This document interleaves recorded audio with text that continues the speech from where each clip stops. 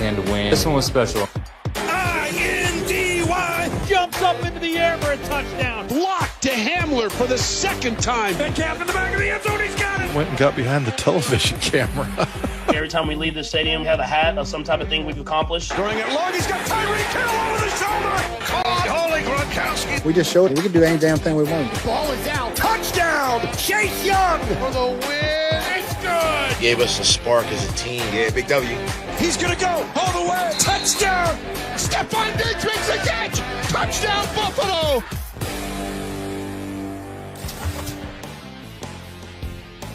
Tom Brady corrected course for the Bucs yesterday, throwing 2 TDs in a win against the Vikings to avoid their 3rd straight loss. As we take a look at the current NFC playoff standings, the Bucs maintain the 6th spot with the win. Meanwhile, that bad man and his Packers are holding that all-important number 1 seed, which means a first-round bye in home field. So the Saints and Packers have clinched, assuming the Bucs join them. Stephen A., do you think Brady would be the most important player in the NFC playoffs?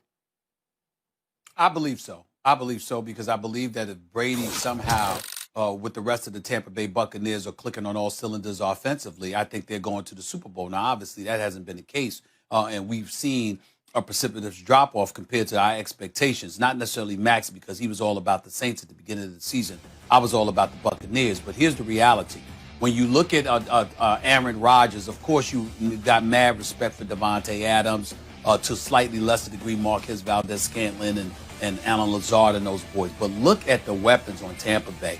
You got Ronald Jones averaging more than 5 yards a carry, who clearly should be running the football more than Bruce Arians has given them an opportunity to do so.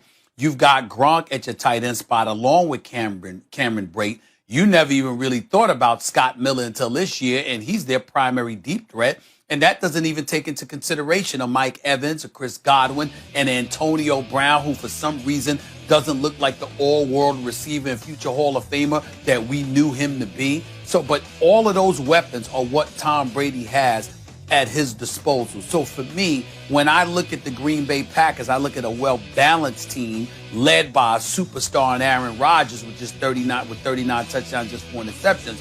But I still look at the Tampa Bay Buccaneers as being presumably on paper the more explosive, more potent, better offense that can really, really make a run if all cylinders were clicking appropriately. That's the difference between the two. I think with the Green Bay Packers, you look at a multitude of different things. With the Tampa Bay Buccaneers, everything appears to be riding on Tom Brady and how he can click with these weapons he has available to him. I don't see it that way at all. I think the whole thing about Tampa is their defense. When their defense is elite, they're very tough to beat because Brady doesn't have to do too much because, frankly, he's not capable of doing that much anymore. He's 43 years old, even though he has an embarrassment of riches on offense. Like, it's no other quarterback. Like, it's so many guys that can produce on that offense. It's ridiculous. No, what other quarterback has that number of weapons in the NFC? And yet, Brady, the last time he won a Super Bowl, did it in the lowest scoring Super Bowl in the history of Super Bowls. Lowest scoring Super Bowl ever. They beat the Rams, right? Did it on his defense. And if he's going to win this year, it's going to be based on the defense too. Really, what Brady has to do is limit mistakes. Of course, every quarterback has to make some nice plays, but he basically has to limit mistakes. That means that he's less important because there are more quarterbacks who can do that than what Aaron Rodgers has to do. Aaron Rodgers, by the way, Stephen A., you've brought it up, and I really haven't pushed back that much. I say Mahomes is the best I've ever seen. You said Rodgers, but I agree that Mahomes and Rodgers are by themselves in terms of who my eyeballs have been on where I go, that guy's the best I've ever seen. It's the Mahomes-Rodgers category. Guess what happened yesterday after Mahomes threw 3 interceptions, even though he almost threw for 400 yards and beat the Dolphins on the road? Guess who's number 1 in quarterback QBR right now for this season? Number 1. Aaron Rodgers, he of 39 touchdowns to 4 interceptions. And you just got through saying Brady got more weapons than Rodgers. We talk about all the time how Rodgers has only thrown passes to 2 different receivers or pass catchers drafted in the first round of his career. And they didn't even go out and get him help in the offseason, Stephen A. Like Tom Brady's team snatched an offensive lineman, right? They wanted to show up the offensive line. Aaron Rodgers' team drafted his replacement in the first round. They didn't get him any help at receiver. They didn't even get him any defensive help. And the Packers' defensive upside is not what the Bucs' defensive upside is. If the Packers go on a Super Bowl run, and they might. I'm going to roll with Washington in this one. Obviously, I'm allergic to picking the Dallas Cowboys. We all know that. Not trying to pick them. By the way, I got my friend Mark Turner. There was an APB out for him, y'all. We couldn't find him for several weeks, being the coward, the weak, pathetic, disgusting, nauseating Cowboy fan that he is. He was nowhere to be found whatsoever, but they win a game, and then all of a sudden my phone is blowing up about how Dallas is only one game out of first place in the NFC East.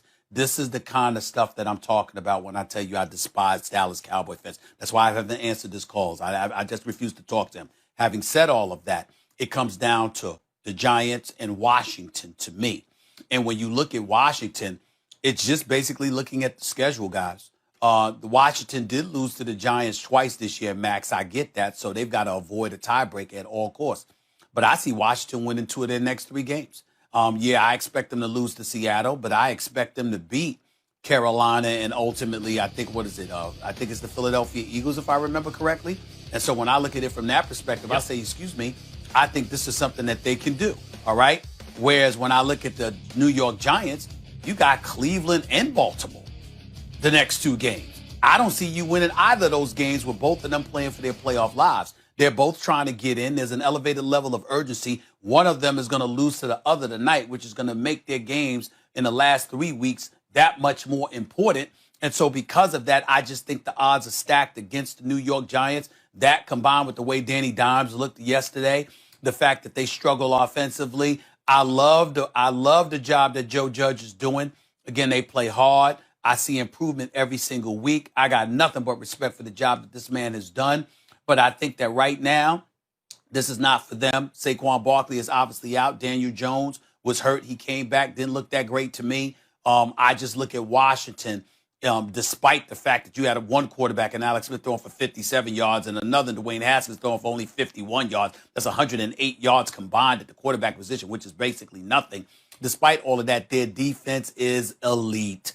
And I think that's going to propel them to 2 victories in the next 3 weeks. That'll leave them at 8-8. And because of it, they'll win the division crown. You're pointing out the reasons that Washington is correctly favored. If you want to just play the odds, they have an extra win. There aren't a lot of games to go. Washington has, at least on paper, an easier schedule, so they should win the division. So I have to admit that this is on my heart more than in my head, right? I think the Giants are going to win the division. I think that they also, they are capable of playing elite defense, even if we didn't see it yesterday.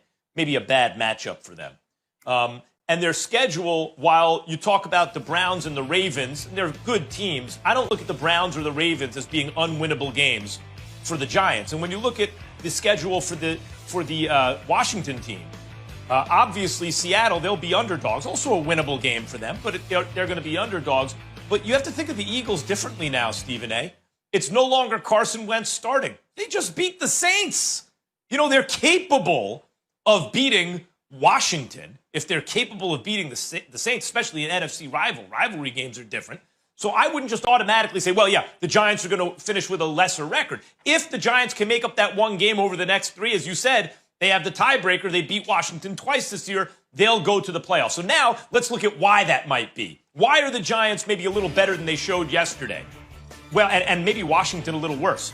Alex Smith hurt his calf. It was a calf strain. He had to come out of the game, right? So what's troublesome is that's the same leg